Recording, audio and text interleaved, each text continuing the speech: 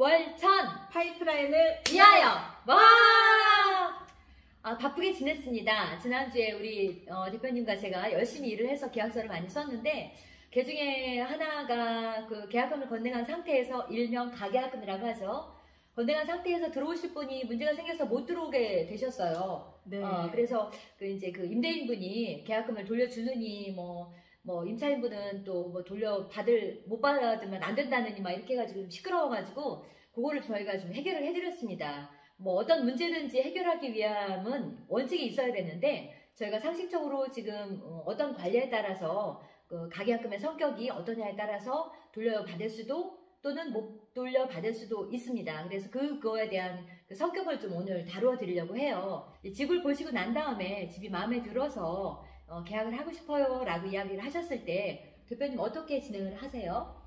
보통 이제 그 집이 마음에 들면 그 집에 대한 등기사항 증명서를 먼저 떼서요. 네네. 소유자 확인하고 소유자 그리고 확인하고 1분안에 근저당권 설정, 압류, 가압류가 있는지 뭐 기타 사항 보고 뭐 근저당 설정이 없다면 뭐 없는 상태로 깨끗한 상태로 그리고 근저당 설정이 있다면 우리가 문구 왔다 갔다 하는 데에다가 이제 적어야 되는데 계약의 조건이 그렇죠. 조건을 적는데 등기사항 증명서에 있는 소유자 집주인이잖아요. 네네. 집주인의 계좌를 먼저 받아요. 네네네.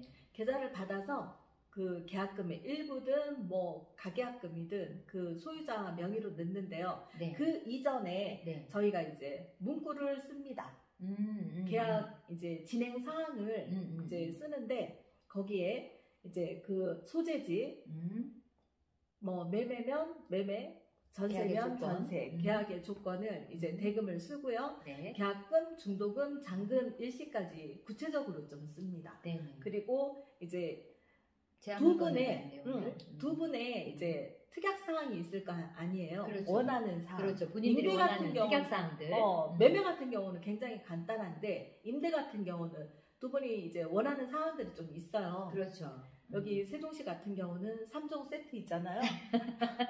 애완동물 사육 금지, 뭐 벽걸이 TV 설치 금지, 실내 흡연 금지, 뭐 이렇게 있어요. 네, 맞아요. 그거를 꼭 써서 주기를 임대인들이 원하기 때문에 네네네. 그거를 쓰고 임차인 같은 경우는 이제 좀 오래됐으면 그 집에 도배를 해달라고 한다든가 뭐 이런 경우가 있죠. 네네. 그리고 근저당권 설정이 있으면 요즘 깡통 전세 때문에 이제 그 금액을 채권 최고액을 뭐 줄여달라 아니면 전체 융자 상환하고 말소해달라 뭐 그런 것까지 자세하게 좀 씁니다.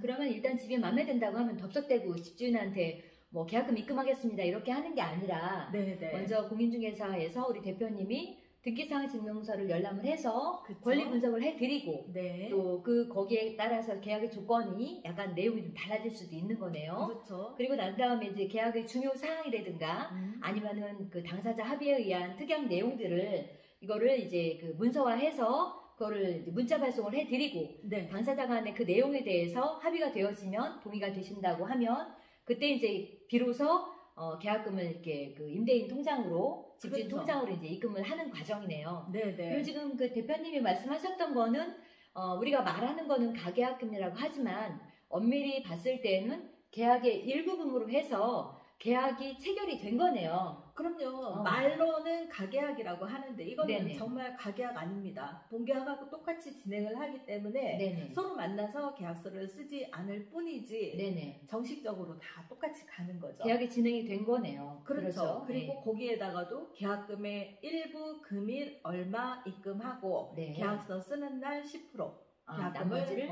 내기로 한다 뭐 이런 식으로 쓰죠.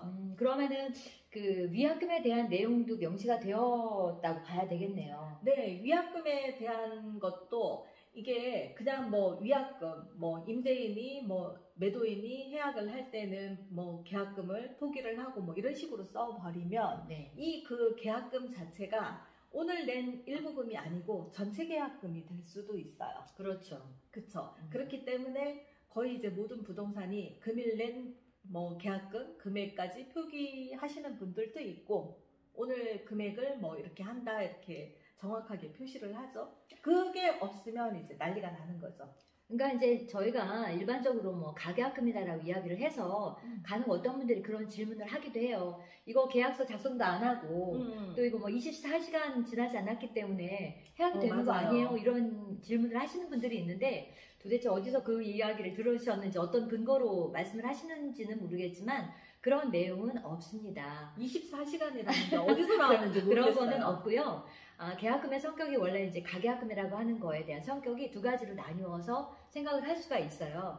첫 번째는 이제 전화하셔가지고 그렇게 이야기하시는 계약을 위한 계약, 다시 말해서 계약을 위한 예약금의 성격을 갖는 경우와 지금 우리 대표님이 이야기해 주신 것처럼 계약금의 일부금이기는 하지만 계약의 확정이 된 계약으로 나누어서 생각을 할 수가 있어요. 네. 근데 이제 지난번에 저희 사무실에 오셔서 상담했던 그 어르신 같은 경우에는 그 상가 분양 받으셔서 오셨다가 이제 저희가 이제 상담을 해드린 사례인데 어떤 사례였냐 하면은요, 이분이 이제 그 퇴직을 하시고 퇴직금을 가지고 계셨는데 이제 월세를 좀 받고 싶은 마음에 요즘에 이제 아파트 경기가 많이 안 좋다 보니까 불안하시다고 하면서 따박따박 나오는 상가 월세를 받으시려고 상가 분양팀에 가셔서 이제 계약금을 주고 오신 거예요. 그게 이제 상가 분양가가 그때 4억이었죠. 네, 4억이었죠. 4억 계약금이었는데 이제 4억 분양가였는데 계약금은 300만 원을 걸고 오셨대요. 근데 이제 와서 생각을 해보니까 저희가 이제 그랬죠. 여기 세종시 요즘에 뭐 아파트 가격은 다시 반등을 하기는 했지만 뭐 이제 그 예전같이 회복이 된다고 하는 것들이 사실은 미지수다. 그리고 상가의 경우에는 공실도 많이 생기고 또 코로나 지나면서 이렇게 그 상가들이 워킹 손님들이 많지 않기 때문에 좀 아무래도 좀 그렇다라고 상담을 해드렸더니 이제 해약을 하시고 싶다고 하면서 가셨어요.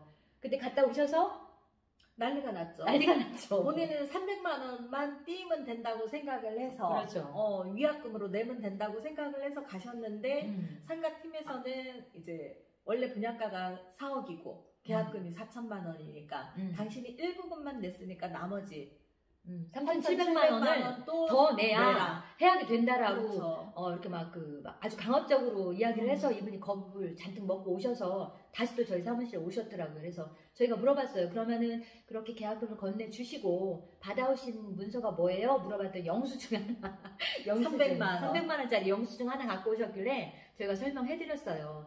어르신 이거는 이제 그 계약금의 일부이긴 하지만 계약금이라고 볼 수가 없습니다. 왜냐하면 목적물에 대한 특정, 계약의 조건, 또 중도금 잔금에 대한 내용, 그리고 이제 특약에 대한 그런 것들이 명기가 안 되어 있기 때문에 이거는 계약을 위한 예약금의 성격으로 이거는 이제 예를 들어서 포기를 하신다고 하면은 300을 포기를 하시는 거고, 만약에 이것들이 이제 뭐 마음에 안 들어서 본계약에 대한 이제 특정되지 않는 본계약이기 때문에 계약금을 돌려받으실 수가 있습니다라고 말씀을 드렸어요. 그렇죠. 300만 원 받을 네, 수도 그래서 있죠. 이제 저희가 이렇게 말씀을 드렸더니 이분이 저희한테 막 같이 가자고 막 이렇게 이야기를 하셨는데 같이 갈 수는 없죠. 저희가 거기 나설 수는 없죠. 맞아요. 왜냐하면 저희도 이제 저희가 해드린 게 아니니까. 해드린 것도 아니고 또 이제 상가 분양팀에서의 입장도 있고 하기 때문에 저희가 이제 같이 가드릴 수는 없었고 단지 근거가 되는 내용들은 이야기를 해드렸어요. 그래서 이분이 막 이렇게 메모하고 적으셔가지고 다음에 오셨어요. 음료수 사가지고 고맙다고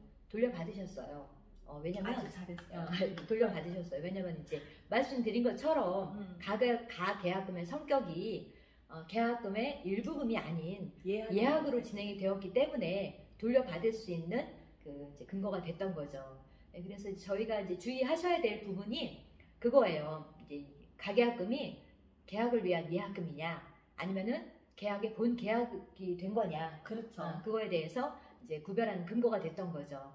위약금에 대한 명시가 중요해요. 특약에서 뭐 애완견도 중요하고 TV도 중요하고 뭐 금연도 중요하지만 그것보다는 본 계약에 있어서의 그 오간 금전에 대한 부분을 위약금으로 볼 거냐, 아니면 계약금 전체 10%에 대한 거를 위약금으로 손해배상의 성격까지 포함을 해서 할 거냐에 대한 내용이 굉장히 중요하고 또 예민한 부분입니다. 그래서 뭐 계약이라고 하는 게 또 계약금 건네고 본 계약으로 또 건네가고 또 잔금까지 잘 치러주면 다행이겠지만 중간에 변수가 생겼을 경우에는 위약금을 어디까지 볼 것이냐에 대한 내용도 반드시 실무에서는 명기가 되어야지만 분쟁의 소지도 없고 그쵸. 또 그거에 대한 귀책 사유의 당사자가 책임을 지고 그 내용을 이행을 할 수도 있습니다. 그러니 오늘은 가계약금의 성격과 또 더불어서 특약의 내용과 또 목적물에 대한 또 확정, 그리고 위약금에 대한 범위까지 이렇게 다루어 드렸습니다. 이렇게 계약을 하실 때 꼭 유의하시고 네. 잘 챙겨서 보시기 바랍니다.